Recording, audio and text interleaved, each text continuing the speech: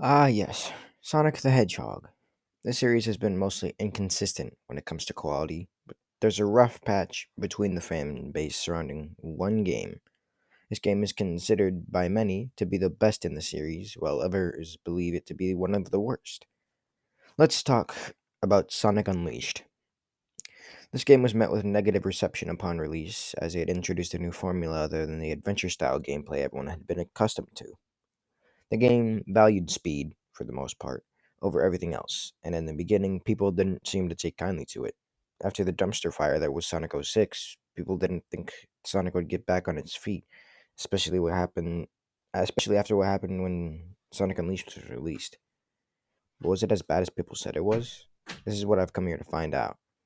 After replaying the game, I've finally come to a verdict. Stay tuned, because we're going for a wild ride. I'm going to be looking at this from a gameplay standpoint, as I'm pretty sure the game has been around long enough for a majority of people watching this to understand the premise of the game's story.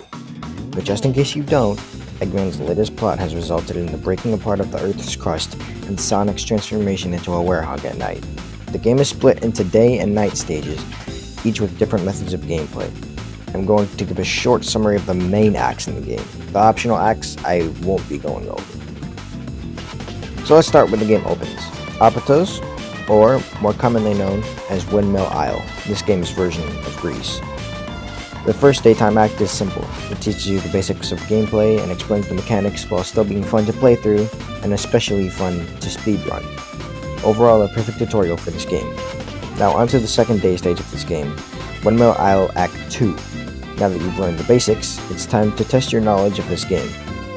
This level is always fun to go back and revisit, especially once you've unlocked the game's main power-ups, like the Stomp and the Lightspeed Dash. Now onto the first nighttime stage, with Windmill Isle Night Act 1. Probably what most people hate about this game is the fact that the werehog exists, and that gameplay is mostly slowed down. While I myself don't have a problem with it, I can see why people would. This act is mostly uneventful, and is just another tutorial to get you used to playing the werehog. However, later in the act, there's a large boss waiting for you. Defeat the boss, and you can complete the stage. Now that Windmill Isle is finished, let's move on to Rooftop Run. I could go on a rant on how much I despise the tornado defense stages, but I don't want to be here all day, so let's skip it and go to Rooftop Run. Rooftop Run Night has a slightly eerie feel to it, and then the stage can be a chore. Because you have to climb this clock, and there's a lot of obstacles to get through. It's reasonably challenging, and can be fun to play through once you've gotten the hang of the controls. Rooftop Run Day is an overall fun stage with a festival vibe to it, and there are multiple routes you can take along the day stage once you acquire the right power-ups to do so. You can complete the stage faster. The stage is extremely fun to speedrun, and it's easily a fan favorite, illustrated by its appearance in Sonic Generations, a celebration of 20 years of Sonic the Hedgehog. Now onto the boss, Egg Devil Ray. A boss that incorporates a lot of lasers, which inevitably means a lot of jumping and precise timing is required. It's a fun boss though. It's really fun. It's really fun to play through, trust me. Savannah Citadel. Whew. This stage is one of the more unique designs, as they throw you headfirst into a dirt path, leading on up to a massive acrobatic section, like where you swing across poles and stuff, which alternates into a wall running section. Overall, a very solid stage. Savannah Citadel Night is more about puzzle solving than fighting, and the puzzles are relatively challenging. Getting to the end of the stage makes you feel kind of accomplished, and that should be a feeling you get with every stage. Now we move on to the next boss, the Egg Beetle. This boss is all about speed. Collect rings to fill your boost meter in order to get close. Once close enough, wait for its jaws to open, then homing attack.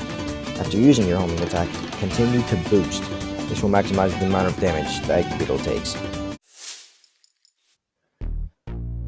Cool Edge Day. Seeing how this is an ice stage, you'd think it'd be horrible for speeding through, right? Wrong, actually. This level is actually very fun to play through. The environment is pretty looking, and with the upscales coming with the new Xbox, this stage is going to look even better than ever before.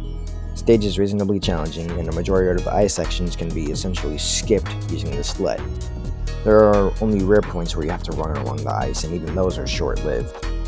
There's also a section where you can run along the back of a whale and run on top of the water. That is very satisfying to speedrun through, like most of the day stages in this game. Now, onto Cool Edge Night. Now this is where the ice physics come back to bite you. Seeing as how the physics were glossed over in the day stages, they had to show up somewhere, right?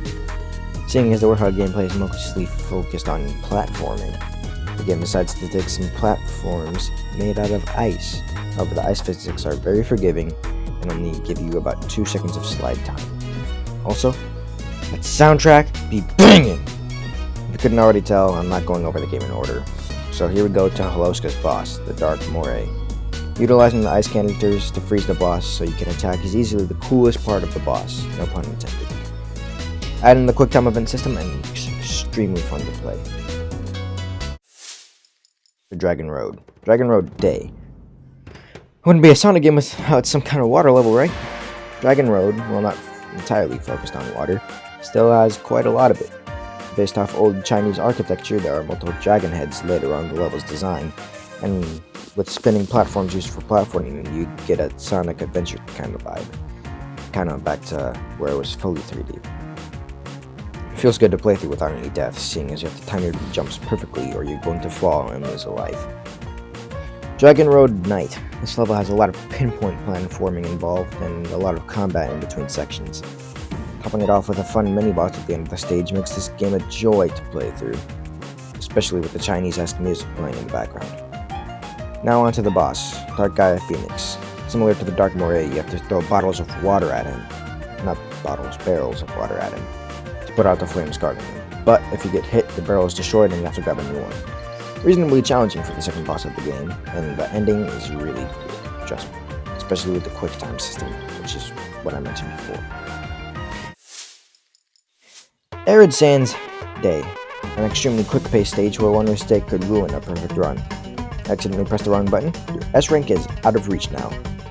The tone of the music makes it feel like you're in a hurry, and for me, it elevated my motivation to keep running. Mostly because I didn't like the music then, because it's a banger, but we don't talk about that. Onto the night section.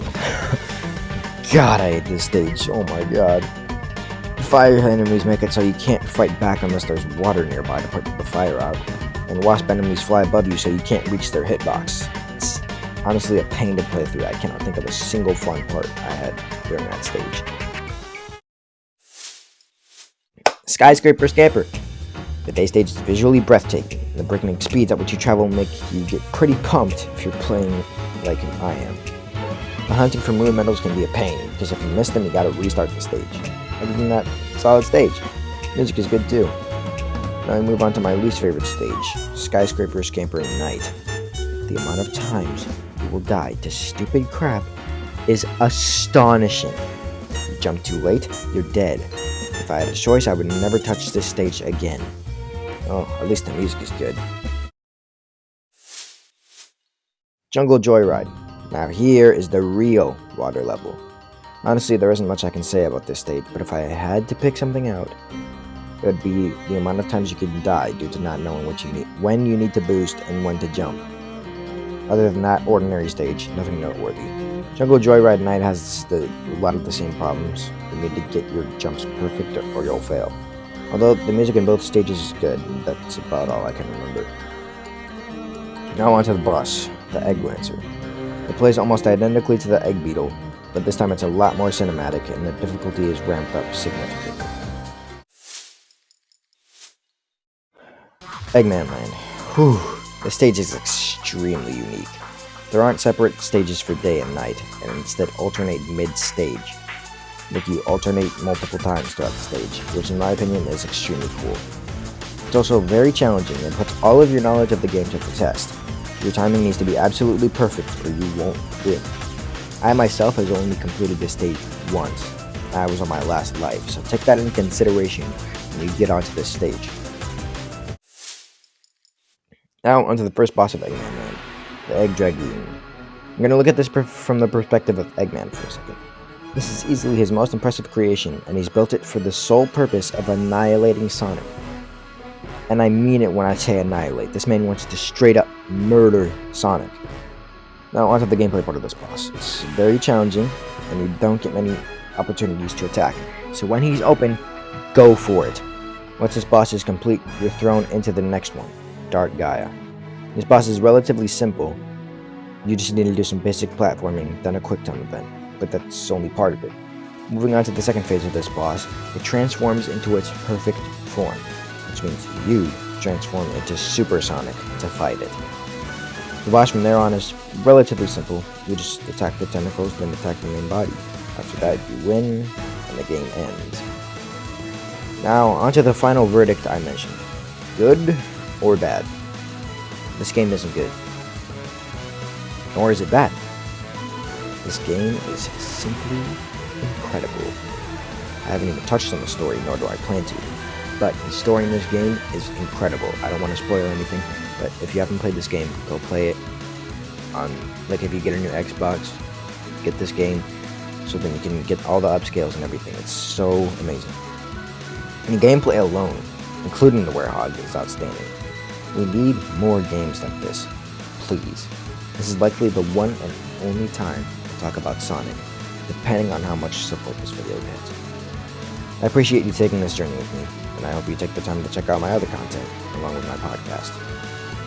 Anyways, I've been Jotep, and I'll see you all in the next video. Goodbye.